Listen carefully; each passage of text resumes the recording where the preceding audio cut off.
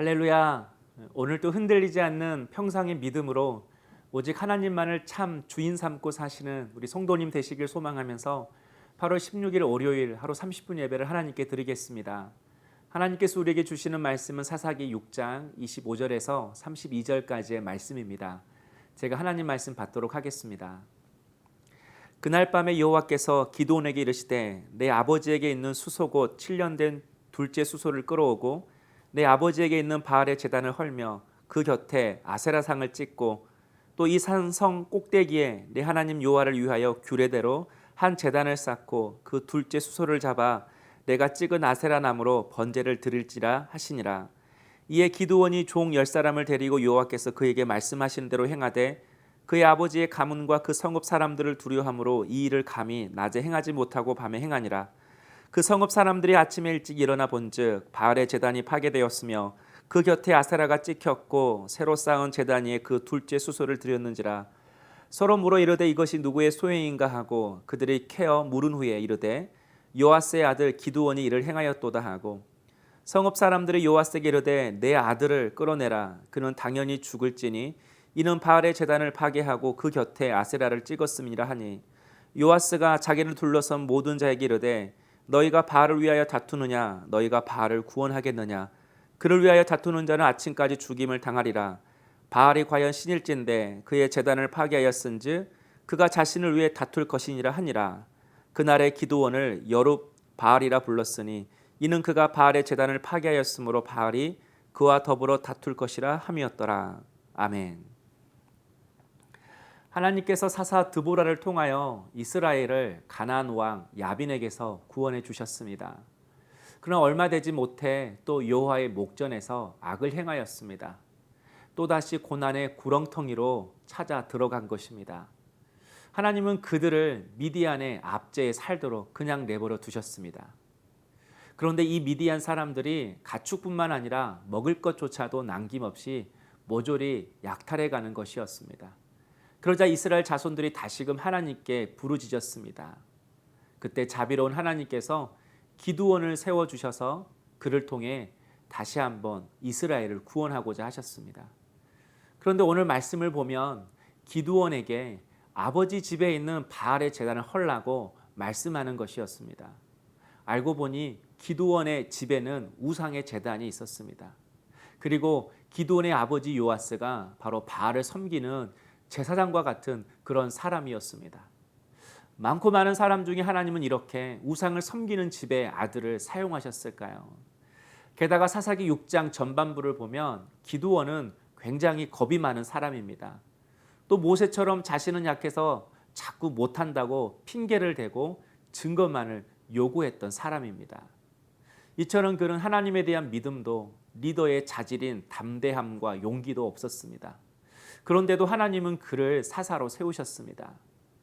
그러나 오늘 본문을 보면 하나님의 선택이 틀리지 않았음을 우리가 볼 수 있습니다. 27절에 보면 백주 대낮에 집에 있는 그 바알의 제단을 허물기는 두려웠고 그래서 밤에 몰래 그 일을 행했다고 기록하고 있습니다. 그리고 준비한 제물을 그 제단 위에 바쳐서 하나님께 제사를 드렸습니다. 한마디로 기드온의 결론은 순종이었습니다. 어쨌든 순종이었습니다. 성도 여러분, 우리 삶의 변화는 어쨌든 순종해야 시작됩니다. 처음은 힘들고 어렵고 못하겠다고 말해도 결론은 항상 순종이어야만이 하나님께서 일하기 시작합니다. 그런데 그 작은 변화가 기드온에게서 일어났습니다. 우리는 단번에 결단할 수 없습니다. 하루아침에 달라질 수 없습니다. 하나님은 기드온을 바로 부르시자마자 전쟁터로 보내지 않으셨습니다. 삶 속에서 변화되어야 할 것 하나씩 하나씩 순종을 배우도록 하셨습니다. 비록 처음에는 더디고 느렸지만 어쨌든 기드온이 이렇게 순종을 한 것입니다. 그 이유가 무엇입니까? 하나님이 함께 하시는 증거입니다. 간섭하시는 증거입니다. 기드온을 빚으시는 증거입니다. 그러므로 하나님의 부르심과 은사는 결코 후회가 없으십니다. 그런 의미에서 여러분을 부르신 것도 하나님은 결코 후회하지 않을 것입니다. 처음은 더디고 느려도 여러분을 하나님의 부르심에 합당한 사람들로 빚어가시고 만들어 가실 것입니다. 이렇게 기드온이 바알의 제단을 허물자 마을에서 난리가 났습니다.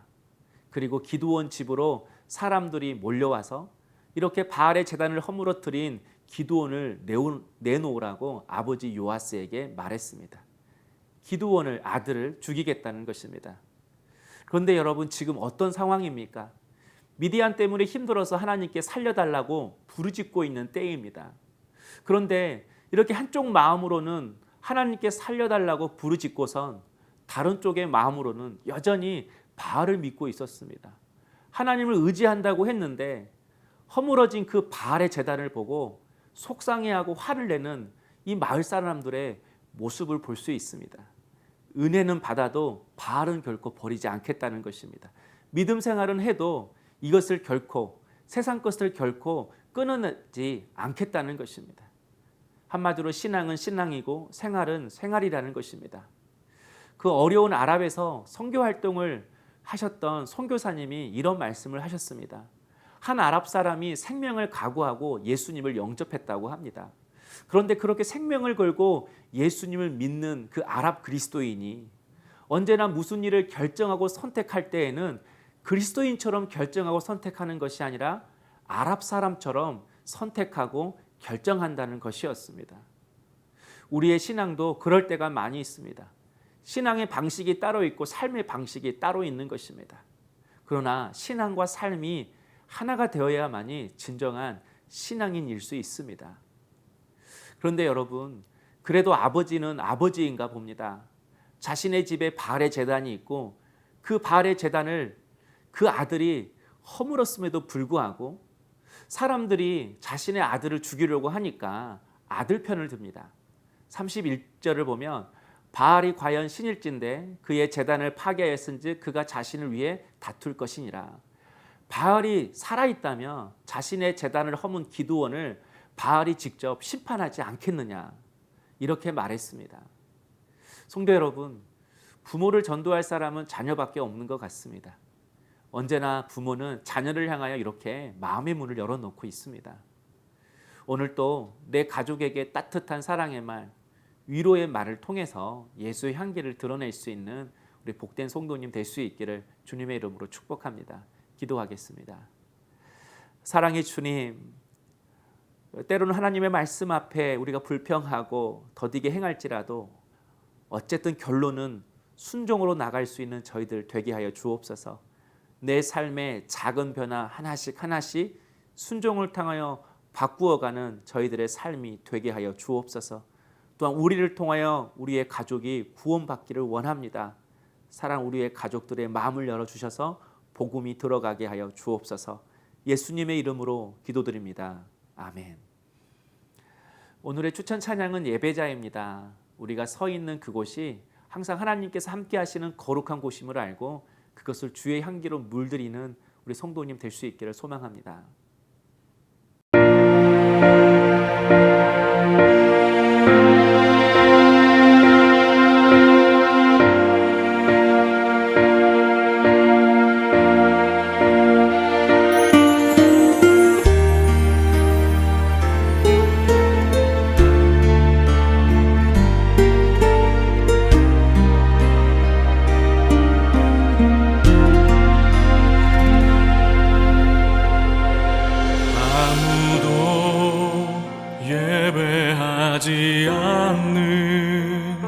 그곳에서 주를 예배하리라.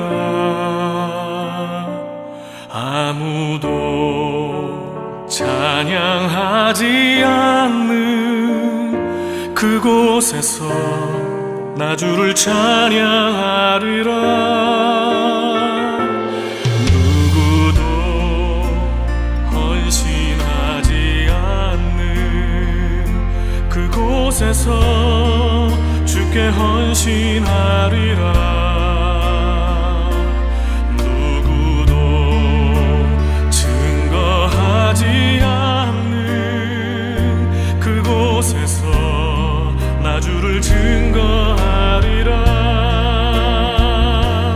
내가 밟는 모든 땅 주